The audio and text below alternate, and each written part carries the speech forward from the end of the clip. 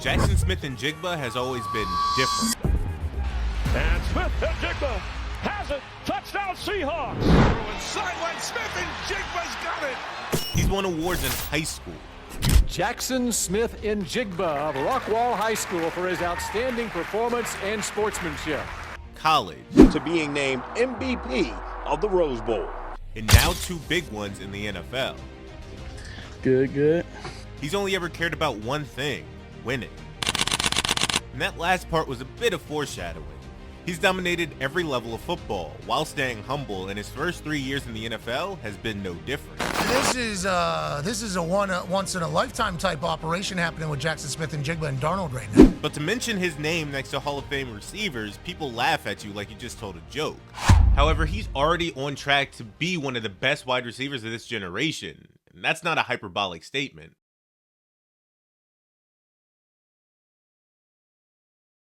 Jaxson was born in Texas. He grew up in Rockwall, which is a suburb east of Dallas, and he built his game at Rockwall High School. Even back then, the coaches talked about his feet more than his speed. He wasn't the biggest kid on the field, and he wasn't the fastest either, but he ran routes like a veteran, and he caught everything that came near him.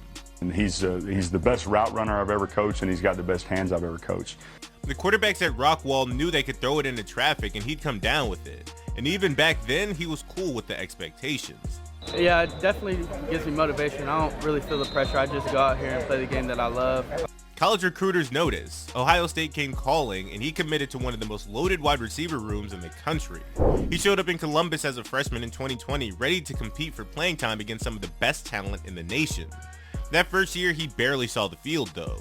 Chris Olave and Garrett Wilson were the established stars, and they soaked up every target that offense could generate.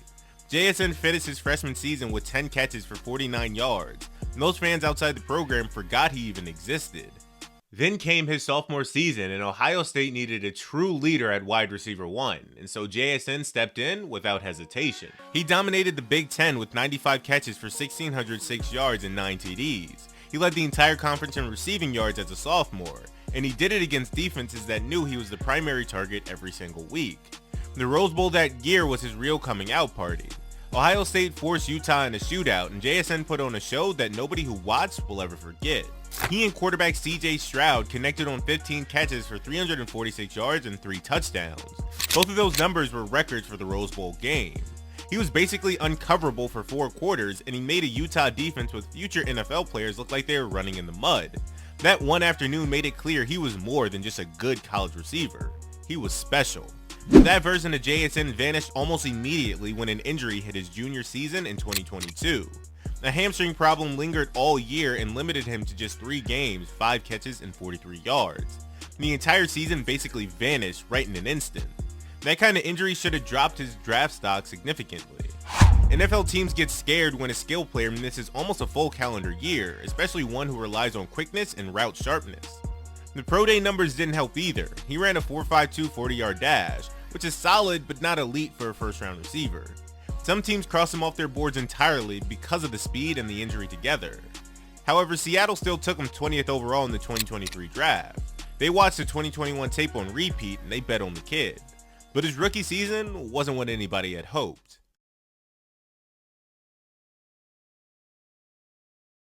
The Seahawks wide receiver room in 2023 was crowded, and that's to put it kindly. DK Metcalf was established as the alpha who demanded double teams every week. Tyler Lockett was still one of the most reliable veterans in the league, and he had the trust of the quarterback room built over years of production. JSN walked into that locker room as a first-round pick with first-round expectations, but he was 3rd on the depth chart from day one. He played all 17 games as a rookie, which is actually rare for a receiver in that situation, but he only started 3 of them. He caught 63 passes for 628 yards and 4 touchdowns. Those numbers are fine for a 3rd option in a balanced offense, but they aren't what you would expect from a top 20 pick who was supposed to change your passing game. The snap count tells a real story. He played 675 offensive snaps, which is only 64% of the total. Metcalf and Lockett were on the field for almost every single meaningful play, and JSN was the afterthought who came in for 3 receiver sets. The media started asking the obvious questions during the season. Was he worth the pick? Could he play outside, or was he just a slot guy who won against linebackers and safeties? The Seahawks offensive scheme that year didn't do him any favors either. He ran short routes in crowded windows, and the quarterback wasn't looking his way on third down when the game was on the line. The advanced numbers backed up the eye test. His average depth of target sat at just 6.1 yards, which is basically running back territory for a wide receiver. His yards per catch were inflated by scheme, not by his ability to create. When the year wrapped up, the word bust hadn't fully appeared in print, but you could hear the whisper starting in comment sections and on sports radio. This is exactly where a lot of highly drafted receivers disappear in the NFL. They get buried behind veterans who never get hurt, and the coaching staff stops trusting them in big moments, and then by year 3 or 4, they're traded for a 5th round pick to a team that thinks it can fix the problem.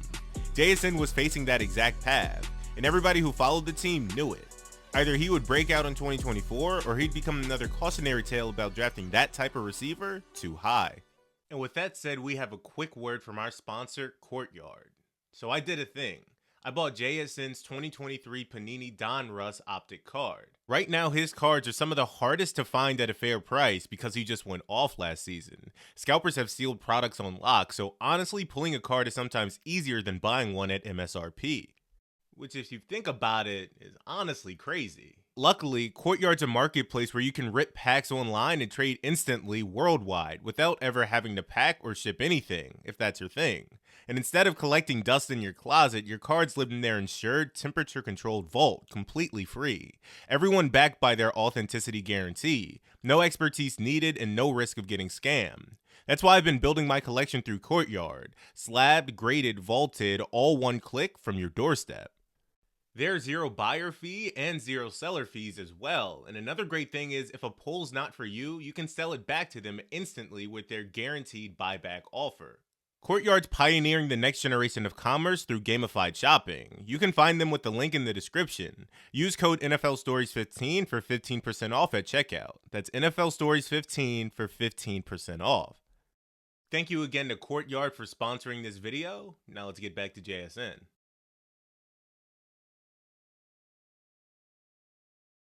Year 2 is typically where you figure out if receivers were just buried by the veterans or if they can actually break out.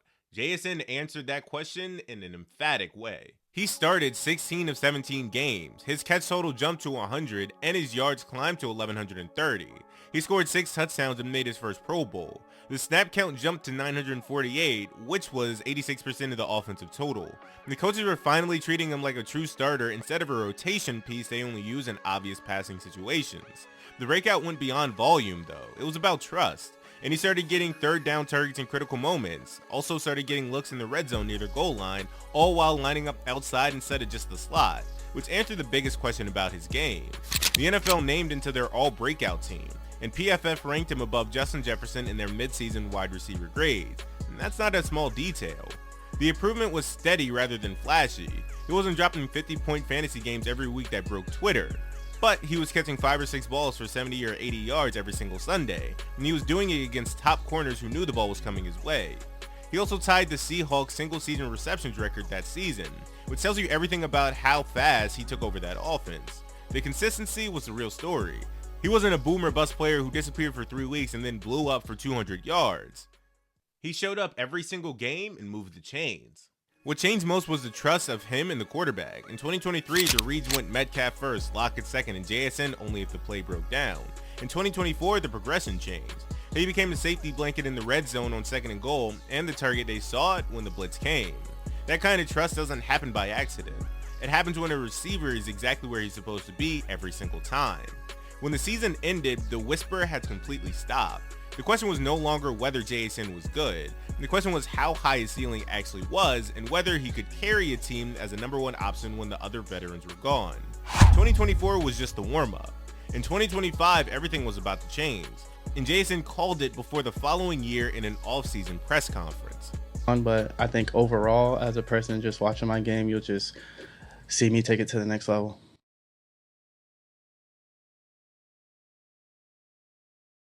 The offense in 2025 was a complete reset for the Seahawks. The Seahawks hired Clint Kubiak from the Saints as their new offensive coordinator, which would completely change this offense.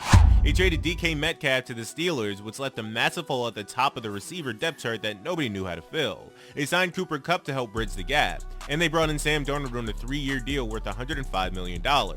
The big question hanging over the entire franchise was whether JSN was ready to be the true #1 target for a team with playoff expectations. Week 1 answered that question immediately. He caught 9 passes for 124 yards against the 49ers, and he never looked back. The chemistry with Darnold was instant. In Week 5 against Tampa, he was already putting up numbers that made the league notice. His final stat line was 8 catches for 132 yards and a touchdown. He kept it rolling in Week 6 against Jacksonville with 8 catches again, this time for 162 yards and another TD. Because of that dominant stretch, he won Offensive Player of the Month in October, but his mindset tells you about how locked in he still was. That's kind of the mindset I have, just a day-to-day, get better. You know, how can we go 1-0? And so he kept stacking. Week 12 against Tennessee was his best game yet with 8 catches, 168 yards, and 2 touchdowns. In Week 16 against the Rams, he delivered a game-winning overtime touchdown that kept Seattle's momentum alive heading into the playoffs.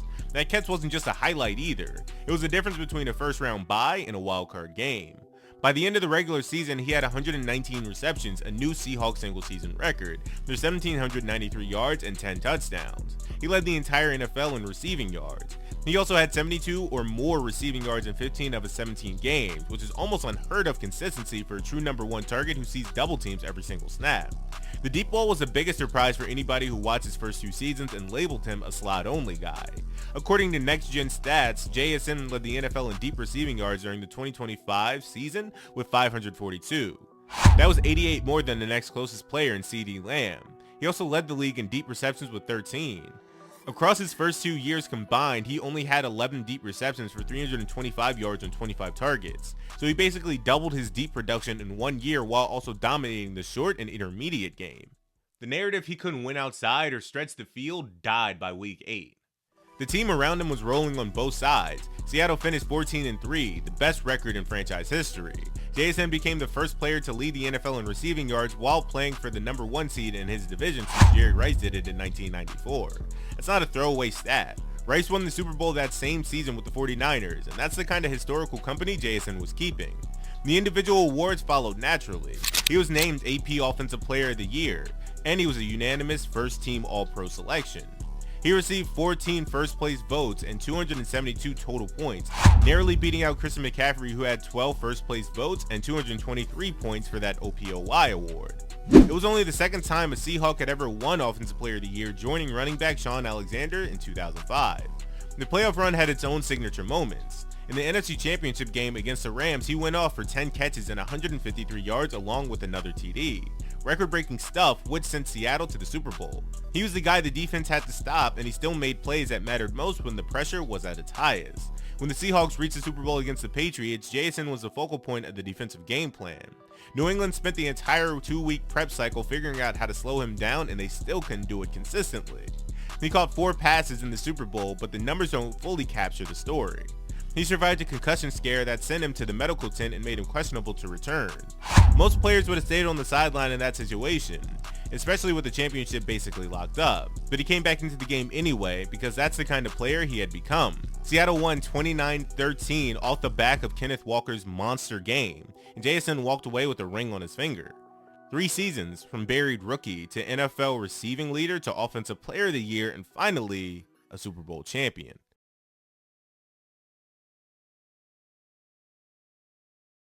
Most people get this wrong because they look at the stat sheet and just assume JSN is another great wide receiver. He isn't. And that's exactly why the Hall of Fame comparison is definitely fair. Jamar Chase wins with explosiveness and contested catchability. He's 6 foot tall and 205 pounds, and he plays like he's bigger than both measurements. He attacks the ball in the air while breaking tackles in the open field, and he makes highlight plays that go viral by Monday morning. He was a 5th overall pick in 2021, and through his first 3 seasons, he had 268 catches for 3,717 yards and 29 touchdowns. He's a household name, and he deserves to be. Justin Jefferson wins with separation. He's 6'1" and 195 pounds, and his route tree is one of the deepest in football. He can win short, intermediate, or deep, and he has the burst to turn a 10-yard slant into a house call on any given snap. He was a 22nd overall pick in 2020. Through his first 3 seasons, he had 324 catches for 4,825 yards and 26 touchdowns. He also won Offensive Player of the Year in 2022, so he knows what that trophy feels like. Puka Nacua wins with physicality and contact. He's different from them all. He's 6'2" and 216 pounds, and he plays like a tight end in a receiver's body. He breaks arm tackles, he wins at the catch point through contact, and he generates yards after catch that most receivers his size can't match. He was a 5th round pick at 177th overall in 2023, the same draft as JSN. Through his first 3 seasons, he had 278 catches for 3,700 yards and 17 touchdowns. JSN is different from all 3. He's 6 foot tall and 197 pounds. He isn't the biggest, fastest, or strongest wide receiver in any room that he steps in. He wins with technical precision, route pacing, and short to intermediate dominance that looks boring on a highlight reel until you realize nobody can cover it. His footwork at the top of routes creates separation that shouldn't exist for a guy who ran a 4.52 at the pro day. He changes tempo mid-route without telegraphing it. He understands leverage better than most 10-year veterans, and he knows exactly where the sticks are on every single down. His career catch rate is 71.8%, which is elite for a receiver who sees this much volume. In 2025, he led the NFL in deep receptions despite not having elite 40-yard dash speed. His average depth of target climbed from 6.1 as a rookie to 8.7 in year 2 to 11.2 in year 3. That progression shows a player who's adding layers to his game every single offseason. He's not a broken tackle machine like Puka, but he's a tactician after the catch. He gets what the defense gives him, and then he gets a little bit more because he already knows where the coverage is breaking down before the ball leaves the quarterback's hand. That's why the production is sustainable in a way that shouldn't matter to Hall of Fame voters. Chase and Puka rely heavily on physical traits that can fade with injury or age. Jason's game is built on skill, timing, and technique. Those don't disappear when you turn 28. If anything, they should get sharper.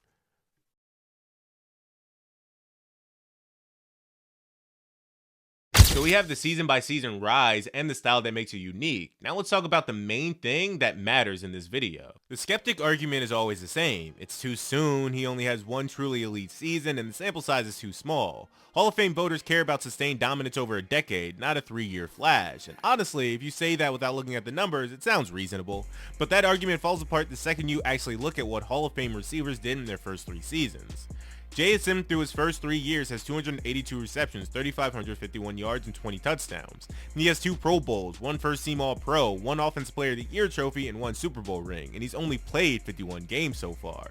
Randy Moss had one of the greatest rookie impacts in NFL history. Through his first 3 seasons, he had 226 catches for 4,163 yards and 43 touchdowns. He made 3 Pro Bowls and 2 First Team All-Pros with the Vikings. That's the gold standard for a young receiver. Nobody's arguing JSN had a better start than Randy Moss, but here's what Moss didn't have through those first 3 years. He didn't have a Super Bowl ring or an OPOY trophy. He actually never won one in his entire career, in fact.